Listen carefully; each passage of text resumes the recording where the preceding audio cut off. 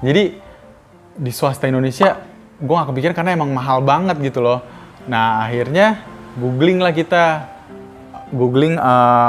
kira-kira kalau misalkan gagal nggak. Assalamualaikum warahmatullahi wabarakatuh. Bismillahirrahmanirrahim.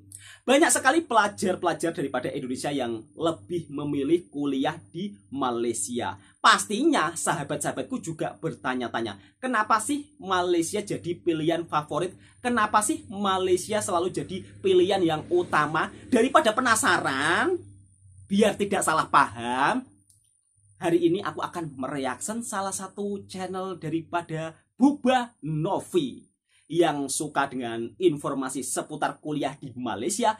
Kalian juga bisa langsung kunjungi channelnya, karena channel beliau ini membahas tentang informasi soal kuliah yang ada di Malaysia. Seperti apa sih?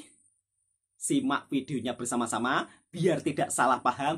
Jom kita reaction bersama-sama dengan ucapan Bismillahirrahmanirrahim. Semoga video ini bermanfaat untuk sahabatku semuanya. Oi pada, apa kabar nih para penontonnya Buba Novi Channel? Maaf banget akhir-akhir ini kita jarang upload secara konsisten ya, karena selain sibuk dari kantor utama, karena kan YouTube masih sampingan nih.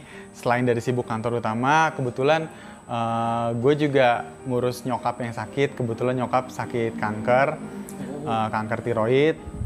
Sejauh ini sih tidak ada penyebaran kankernya, cuman memang nyokap kena tracheostomy, yaitu lehernya dibolongin, harus nafas lewat situ, jadi memang butuh extra care nih. Jadi memang masih beradaptasi lah cara gue membagi waktu antara ngurus nyokap, ngerjain YouTube, dan ngerjain kerjaan utama. Tapi tenang aja, kita akan terus konten buat kalian para penonton setianya Buba Novi. Oke, hari ini kita bakal ngebahas kenapa sih gue bisa kuliah di Malaysia, terus juga kenapa gue bisa milih University Utara Malaysia. Awalnya sih klasik ya, karena nggak keterima SBMPTN. Jadi gue bukan orang yang akademis banget, sedangkan ambisi gue ketinggian. Jadi waktu itu SNMPTN undangannya milih komunikasi UI, SBMPTN-nya juga komunikasi UI, SIMAK-nya juga komunikasi UI, tiga-tiganya nggak lolos. Plus kalau nggak salah gue masukin banyak sastra deh, kayak sastra Prancis, Jepang, dan segala macemnya. Memang kalau lo nanya gue itu suka banget yang berbau-bau kultur, makanya gue suka komunikasi ataupun sastra. Tapi tidak mendapatkan kesempatan buat kuliah di sini gitulah. Gagal semua lah tes-tesannya. Nah, ketika gagal, pusing dong, kayak gue kuliah di mana nih, dan gue bener-bener kayak nyiapin plan B sama sekali. Dan gue gak kepikiran swasta Indonesia karena mahal banget. Terus ya mungkin lo bakal bertanya kan, emang kuliah di luar negeri gak mahal? Ntar gue cerita. Jadi di swasta Indonesia gue gak kepikiran karena emang mahal banget gitu loh. Nah akhirnya googling lah kita, kira-kira kalau misalkan gagal nggak masuk UI, kita bisa ngapain aja nih. Terus nyokap nyaranin, ngambil ekstensi kelas bahasa aja di LIA. Jadi di LIA tuh ada kayak kampusnya tuh yang di Pramuka, sastra Jepang. Jadi setahun belajar sastra Jepang. Terus nanti baru tahun depan nyoba lagi SBMPTN-nya. Ya udah, terus pergilah gue ke LIA itu. Terus gue daftar, keterima. Terus teman bokap, biasa lah yang namanya orang tua kan, ada gengsi-gengsi tersendiri lah. Dia berpikir, gue nggak bilang LIA jelek ya, tapi kan yang namanya orang tua tuh pengennya pasti lebih gitu. Nah akhirnya bokap bersikeras, cari yang lain, coba cari yang lain gitu. Oke lah, kita cari yang lain. Terus kita ngelirik Jepang, Ritsumeikan, EPU. Terus pas kita ngitung kosnya, sekali makan bisa 50.000 sampai 100.000, udah ya coret. Terus mikir apa lagi ya? Belanda. Belanda. Ngitung kosnya, oke nih, sebenarnya untuk ukuran Europe Belanda masih masuk budget gitu ya. Tapi emak gue takut banget sama namanya pergaulannya, kayak alkohol, seks bebas, dan segala macam. Akhirnya Belanda dicoret. Nah pasti kan kalian mikir ya, kenapa sih kok langsung ke luar negeri, nggak ngincer swasta Indonesia? Kenapa? Karena menurut orang tua gue mahalnya tuh sama, tapi suasananya beda. Jadi kalau orang tua gue tuh tipe yang kayak gini loh. Yang namanya materi pelajaran 2+2 ya 4 di mana-mana sama gitu. Tapi yang ngebedain adalah suasana dan lingkungan. Nyokap gue berpikir dengan duit yang segitu banyaknya gitu, kalau keluar duit buat kuliah, ya udah mending keluar negeri sekalian gitu, yang suasananya beda, survive sendirian di negara orang. Keluarga gue mikirnya kayak gitu. Makanya langsung ke luar negeri gitu mikirnya, buat nyari cadangan dari yang si Lia ini. Akhirnya Google punya Google, kita nemulah University Utara Malaysia.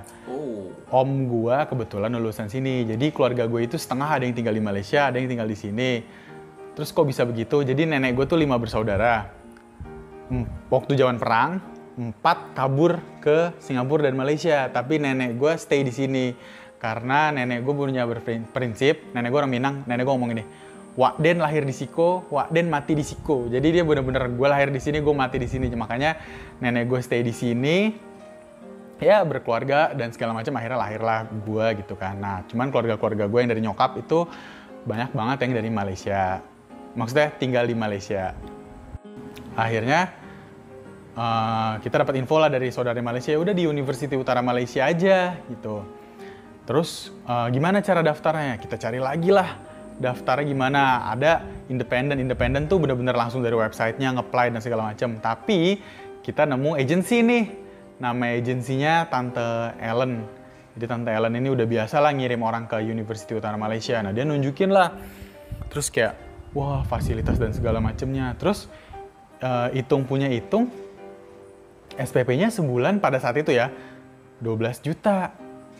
12 juta kan sama kayak swasta sini gitu kan. Terus lo udah dapat luar negeri yang notabene Malaysia kan multi ras ya dan multi etnis kan, culture-nya banyak gitu.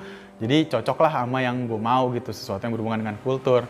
Terus gue liat fasilitasnya, wah gila keren banget ya kan. Ada trek go-kart, ada kolam renang, ada kelasnya juga udah integrated sama teknologi yang terbaru. Jadi terus juga transportasi udah cover. Jadi bener-bener SPP-nya tuh ya 12 juta itu udah semuanya kecuali makan. Beli buku pun jarang. Saking saking bagusnya perpusnya gitu loh. Perpusnya lengkap banget. Memang ada beberapa pelajaran yang kayak maksa lu buat beli buku baru gitu. Tapi gue tetap aja bisa aja minjem senior gitu loh. Jadi menurut gue worth it banget. 12 juta tuh udah semua kecuali makan gitu kan. Semuanya tuh bener-bener semua. Karena kan tinggalnya di asrama nih. Asrama juga udah masuk, plus internetnya udah masuk. Plus Malaysia itu negara yang integrated banget dengan internet. Jadi lo nggak perlu beli SIM card juga bisa survive. Temen gue ada, kayaknya di video sebelumnya gue udah pernah bilang deh. Temen gue ada kok sampai semester akhir nggak pernah beli nomor. Dia beli nomor cuma gara-gara pas mau skripsi. Saking udah online-nya negaranya gitu loh. Kayak lo nggak, wifi di mana-mana dan kencang banget tuh 5G kan. Jadi gue mikirnya, wah 12 juta nih, why not ya kan.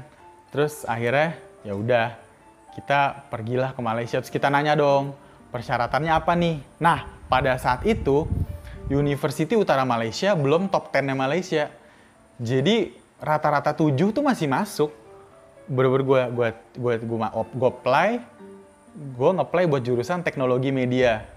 Mungkin di video sebelumnya gue udah pernah ngejelasin teknologi media itu adalah gabungan antara jurnalistik, broadcasting, dan advertising. Jadi media terapan. Jadi kayak buat kata mungkin teorinya dikit langsung terapin aja ke media. Jadi komunikasi versi praktek lah istilahnya kayak gitu. Dan gue ngambil penjurusan di jurnalistik. Nah ya udah, jadi ceritanya adalah sebenarnya gue gagal SBMPTN dan kebetulan ada om gue lulusan situ. Cuman memang pada zaman itu University Utara Malaysia ini masih jelek banget, belum tanah merah gitu-gitu, beda banget waktu zaman gue yang udah bagus gitu kan. Jadi terus yang bikin spesialnya lagi yaitu 10 menit dari Thailand. Kayak wah asik banget, kayak lo udahlah banyak international student gitu dari mancanegara, terus lo juga 10 menit dari Thailand yang notabene kalau lo bosen atau apa atau jenuh gitu lo bisa mampir ke Thailand, Phuket, Krabi. Buat kalian yang udah pernah nonton Friendzone kan udah pernah ngeliat Krabi kayak apa. Nah kayak gitu. Jadi bener-bener kalau misalnya kalian nanya alasan kenapa gue milih University Utara Malaysia itu. Satu, paket hemat ya, 12 juta udah semuanya. Wow. Kedua, lokasi. Ketiga, memang mau menerima gue. Kan kuncinya itu ya, kita harus mau sama yang mau menerima kita gitu kan. Terus yang terakhir, biaya hidup tidak begitu mahal. Nah ini belum gue bahas nih, biaya hidup tidak begitu mahal. Jadi kalau di Kuala Lumpur ya mahal, makan tuh bisa 30 ribuan ke atas. Ya mirip Jakarta Pusat sih ya. Tapi kalau di Kedah tuh masih murah sih, di provinsi gue namanya Kedah masih murah. Kayak lo makan 2 ringgit tuh masih dapat, 2 ringgit tuh sekitar 8 ribuan, 10 ribuan tuh masih dapat gitu. Masih survive lah. Jadi itu tadi udahlah paket hemat terus biaya hidupnya murah. Wah, udahlah gaskeun gitu. Akhirnya berangkatlah gua untuk kuliah di University Utara Malaysia. Kuliahnya berapa lama? 3,5 tahun udah sama magang gitu. Nah, kalau misalkan kalian mau nanya tentang kampus ini atau nanya tentang kuliah di Malaysia, langsung aja komen di bawah, nanti gue jawab buat next videonya ya. Karena gue banyak banget cerita-cerita waktu zaman kuliah di sana gitu. Terus gue juga banyak pengalaman traveling lainnya. Jadi buat kalian yang kepo, gak usah malu, langsung aja komen di bawah atau bahkan DM di Instagram kita Buba Novi. Insya Allah gue bakal jawab atau gue bahkan jadiin konten gitu.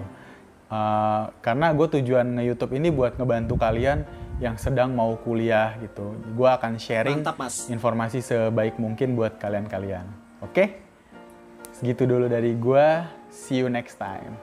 Nah, terjawab sudah kenapa banyak sekali pelajar daripada Indonesia yang lebih memilih belajar di Malaysia atau lebih memilih kuliah di Malaysia. Satu, Malaysia ini juga berdekatan dengan Indonesia. Terus kemudian Malaysia ini multi ras ya. Jadi kultur shock-nya tentunya pasti banyak. Nah, untuk biaya hidup di Malaysia juga lebih murah. Nah, buat sahabatku, semoga video ini memberi informasi kepada sahabatku semuanya. Kenapa? Banyak sekali pelajar-pelajar daripada Indonesia yang lebih memilih untuk kuliah di Malaysia.